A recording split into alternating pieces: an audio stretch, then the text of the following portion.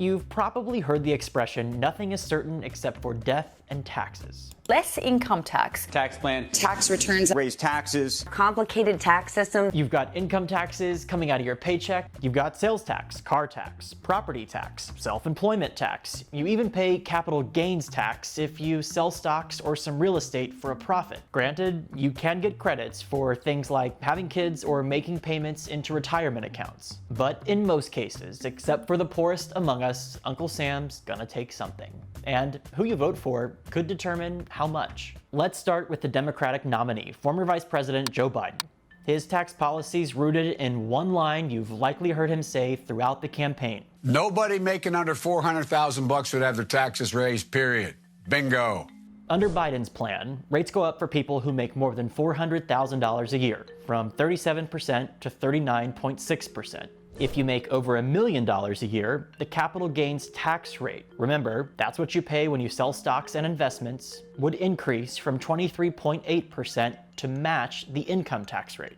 Then there's new tax credits designed to encourage specific types of activity. A restoration of the electric vehicle tax credit, a renter's credit that would reduce rent and electricity to 30% of income, a $5,000 credit for informal caregivers, and a first-time homebuyer down payment credit of up to $15,000. Most of the money Biden plans to raise through taxes would be shouldered by the top 1% of earners. As far as President Trump's tax plan, much of it was passed during his first term in the form of the Tax Cuts and Jobs Act. $3.2 trillion, just think of it, in tax cuts for American families, including doubling the standard deduction and doubling the child tax credit. The typical family of four earning $75,000 will see an income tax cut of more than $2,000. They're going to have $2,000. Right now, those cuts are set to expire in 2025. But if elected to a second term, he wants to make the Tax Cuts and Jobs Act rates permanent forever, meaning a lot of things would stay just like they are right now. Outside of that, there's only a couple of adjustments he's hinted at if elected to a second term.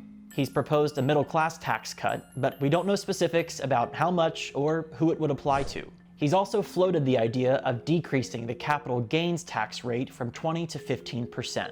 But Trump's plans come at a cost. During his first term, the budget deficit increased 74% to more than $1 trillion.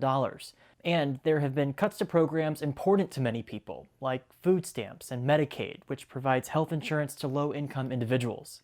For Biden's plan, economists estimate it could raise more than $3 trillion, but could potentially slow economic growth. And remember that marquee claim, no one making under $400,000 would have their taxes raised?